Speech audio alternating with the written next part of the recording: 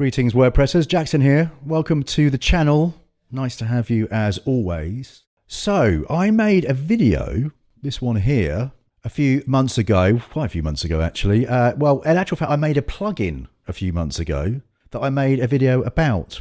It's a CSS framework for responsive design for block theming. Oh yes, indeed. Go watch that vid if you haven't, because it's got a bit more about the philosophy and the reasons for it. But TLDR, it's a ton of CSS classes that allow you to control, widths and heights and spacing and font sizes and gaps and margins and paddings and even grid columns and rows and all this sort of stuff at different screen sizes without having to rely on third-party plugins or actual full-on block frameworks. It allows us to get these responsive controls just using simply CSS in the native block editor. Well, I've just remade it. Version 2 is here, and here's why. You see, after a couple of years of using this approach, literally where I put CSS classes in that little CSS class box, and then especially after combining it with the absolutely brilliant CSS Class Manager plugin from Edi Amin. Thank you, Eddie, once again. We love you so much for this. I kind of realized, even though it really is, like such a super fast way to apply responsive settings, to blocks. And after many dozens of sites built with this approach, it became apparent I could do it much faster. I mean, a lot faster, much faster. And as always, the plugin is free. It's a free download on my freebies page. Link is in the description. So, dearest WordPressers, let me introduce the new version. It's my Block Theme CSS Framework version 2. Right then, so let's a quick reminder of what we're trying to achieve here, the problem we're trying to solve. We go to our mobile view on Firefox here, and we'll have a look down the page. Now remember, this is just a demo, so clearly I'm just sort of plucking stuff out here. And as much as I think that's okay, I think this could do with being a bit bigger at mobile view because it's intrinsic at the moment. If we inspect that, go to computed, you'll see that the font size is 18. And as you change the width, it intrinsically gets bigger, smaller. That's the wonderful thing about intrinsic design. But the issue is that I just think it's too small on a mobile. So I think it should be, font size 22px. That feels like a better experience. So how do we achieve that currently? Well, we go to our admin, we go to our pages. Let's find that home page. We'll just open that in a new tab. And here's our text here. So what we would normally do, we go, okay, we're going to give it a class in our additional CSS classes here. And we go, font mobile 22px. And we take that there. We save that. Now we get onto our theme, and I'm just going to fire up this child theme because we need somewhere to put our CSS, correct? Activate that. If you want a 2025 child theme, you can download it for free in my freebies page. Yes, you can. So I've got that open here in my code editor.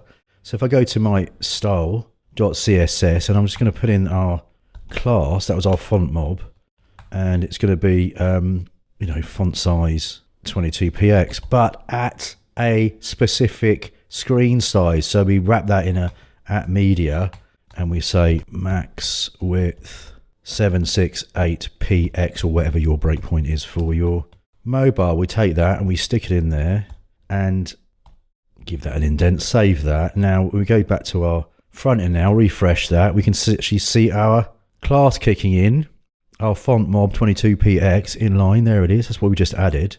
And if we just go back to the inspector and the computed, there's our 22px font size. We go to 768. That's where it breaks. 22. 769 is where it kicks in. I mean, it's not crushingly annoying to have to do that, but should I show you how mentally easy it is to do with our CSS framework? Let's go to our admin again and our plugins. You'll see I've already got it installed, so I'm going to activate it. Get a little notice here saying don't forget to install the CSS Class Manager plugin, because this is where the magic happens. We click that link there, that'll actually go to our add plugins page and do a search for CSS Class Manager, install that and activate that. So just to refresh, my framework contains the CSS. The Class Manager allows you to use that CSS in a drop-down list on our additional CSS classes. Want to see that working? Let's refresh that. Let's go down to our Advanced tab again, and you see this has changed slightly. Font mob 22px, so that's still on there. Let's get rid of that. And you see we've got this option here to open Class Manager. And this is the glory that is the Class Manager. We go to Preferences. We want to use this specific preference, show the control in its own panel. See, it pops it up here, look, which is genius. Now look at all these classes. Now it might just seem a little bit gobbledygooky to you at this point. It all makes perfect sense. Let me jump over to the code editor and open up the plugin, my plugin, which is here, Framework 2. So we've got a plugin PHP file which basically loads the CSS, does some other bits and pieces, like shows you that prompt to install the CSS class plugin, and there's the CSS, and there's loads of it. There's tons of it, but it's been carefully curated for it only contains stuff which you may likely need. Nothing project specific. This is all standard, mostly stuff for sorting out the responsiveness, sizing, spacing, layout at different screen sizes. So we've got our variables. It's all in rem now as well, which is super cool. Then we've got our kind of like standard desktop version, and then the media query kicks in, and you can kind of see the short code that I've gone for, because the reason, as I was explaining in the intro, is that the old class names was font mobile dash 12px blah blah blah.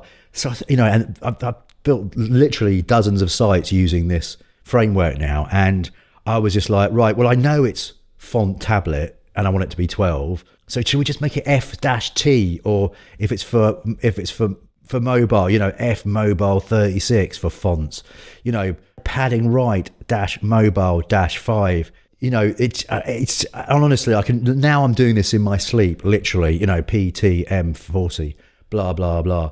So let's now go back to our front end and have a little look-see about how we want this to perform. Let's get back to our, obviously you can do for tablet and for phone, but let's just get it on phone. And let's just do it in the back end. We can do it with just going to mobile view here. So here we're going to have that as F dash mobile 14. I think we wanted 22, didn't we? F dash mobile 24. Let's knock the padding off the top of that when it's in mobile. So P padding top mobile 0. Maybe we need a little bit. PT mobile 20. You get me? This is too big. I want it smaller on mobile. So we go font mobile. Let's go 16. Obviously, I'm emphasizing to kind of make a point here, but you kind of get me. Again, I think a bit of padding on bottom there. Padding bottom mobile. Well, let's just go 10. Just purely as for demo purposes. Here's an interesting one. So aspect ratio 4:3. Say you wanted at that aspect ratio on mobile 16:9, or aspect ratio, let's make 9:16. See what I mean? Super cool, super cool.